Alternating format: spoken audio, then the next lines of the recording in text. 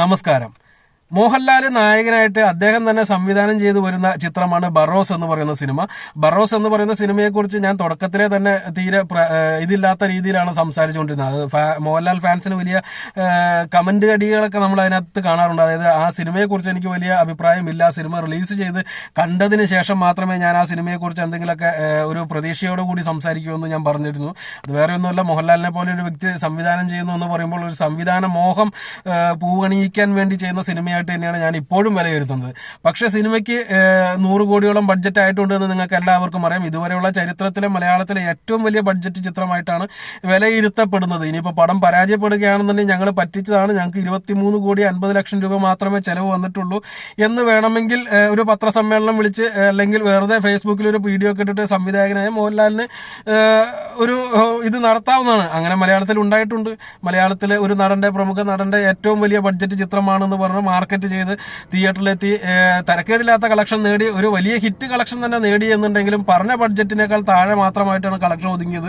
അപ്പൊ അതിന്റെ സംവിധായകൻ വന്ന് സോറി, നിങ്ങളെ പറ്റിച്ചതാണ്, ചിത്രത്തിന് ഇത്ര രൂപ മാത്രമേ ബഡ്ജറ്റ് ആയിട്ടുള്ളൂ എന്നൊക്കെ പറഞ്ഞിട്ട് പോസ്റ്റൊക്കെ ഇട്ട് നിങ്ങൾ കണ്ടിട്ടുണ്ടോ. എന്ത് തന്നെയാലും ബറോസ് എന്ന് പറയുന്ന സിനിമയ്ക്ക് എന്തായിരിക്കും അവസ്ഥ എന്നൊന്നും നമുക്കിപ്പോൾ അറിയത്തില്ല. സിനിമ റിലീസ് ചെയ്യിക്കട്ടെ, റിലീസ് ചെയ്തതിനു ശേഷം നല്ലതാണെങ്കിൽ നല്ലതായി ഹിറ്റായിട്ട് മാറും. എന്ത് തന്നെയാലും ഒരു കാര്യം ഉറപ്പാണ്, മോഹൻലാലിന്റെ ആദ്യത്തെ സംവിധാന സംരംഭം എന്നുള്ള രീതിയിൽ തന്നെ മോഹൻലാൽ ഫാൻസുകാര് ആ സിനിമയെ ഫസ്റ്റ് ഡേ തന്നെ അല്ലെങ്കിൽ ഇപ്പോൾ അത്യാവശ്യം നെഗറ്റീവ് അഭിപ്രായമായാലും പോയി കാണുമെന്ന് ഞാൻ വിശ്വസിക്കുന്നു. അതുകൊണ്ട് തന്നെ വലിയ ഒരു ഡ്രോപ്പ് ഒന്നും പരാജയപ്പെട്ടാൽ പോലും സിനിമയ്ക്ക് ഉണ്ടാവത്തില്ല. പക്ഷെ ഇത്രയും വലിയൊരു ബഡ്ജറ്റ് കവർ ചെയ്യണമെന്നുണ്ടെങ്കിൽ അതൊന്നും പോരാ. അതിന് വേൾഡ് വൈഡ് ആയിട്ട് തന്നെ നല്ല മാർക്കറ്റിംഗ് നേടിയെടുക്കണം. ഇപ്പോൾ സിനിമയെക്കുറിച്ച് കേൾക്കുന്ന വാർത്തകൾ ശുഭകരമായിട്ടുള്ള ഒരു വാർത്തയാണ്. അതായത് ഈ സിനിമ ഹിന്ദിയിൽ വലിയ കാര്യമായിട്ട് തന്നെ മാർക്കറ്റ് ചെയ്യാൻ പ്ലാൻ ചെയ്തിരിക്കുന്നു എന്നുള്ള വാർത്തയാണ് പുറത്തു വരുന്നത്. ഇന്നാണ് ഈ ചിത്രത്തിന്റെ ഹിന്ദി ട്രെയിലർ പുറത്തു വരുന്നത് എന്നതിനെ കുറിച്ചുള്ള റിപ്പോർട്ടുകളൊക്കെ പുറത്തു വന്നിരുന്നു. അക്ഷയ് കുമാറൊക്കെ അതിന്റെ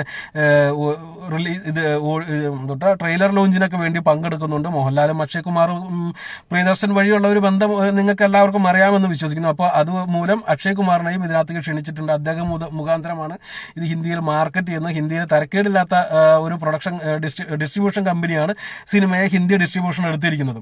എന്ത് തന്നെയായാലും സിനിമയ്ക്ക് ഹിന്ദിയിൽ നല്ല മാർക്കറ്റ് നേടിയെടുക്കാൻ, അതായത് കുട്ടികളുടെ ചിത്രമായതുകൊണ്ട് തന്നെ ഇതിനൊരു ഇപ്പോൾ മോഹൻലാൽ അഭിനയിച്ചാലോ ആരഭിനയിച്ചാലോ ഹിന്ദിക്കാരെ സംബന്ധിച്ച് വലിയ ഒരു സംഭവമൊന്നുമില്ല.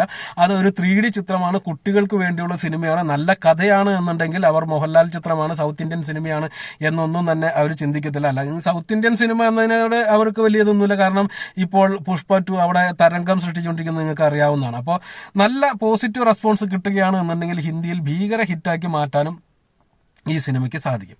ശരാശരിയോ ആവറേജിൽ താഴെയോ ആയി കഴിഞ്ഞാൽ പടം വീഴും ഹിന്ദിയിൽ. പക്ഷെ നല്ല പോസിറ്റീവ് ആണെന്നുണ്ടെങ്കിൽ ഭീകരമായിട്ടുള്ള കളക്ഷൻ നേടിയെടുക്കാൻ സിനിമയ്ക്ക് സാധിക്കും. ഈ പറഞ്ഞ 100 കോടിയൊക്കെ വളരെ സിമ്പിളായിട്ട് നേടിയെടുക്കാനും സാധിക്കും. അടുത്ത വീഡിയോ ആയിട്ട് വീണ്ടും കാണാം. അതുവരെ നന്ദി, നമസ്കാരം.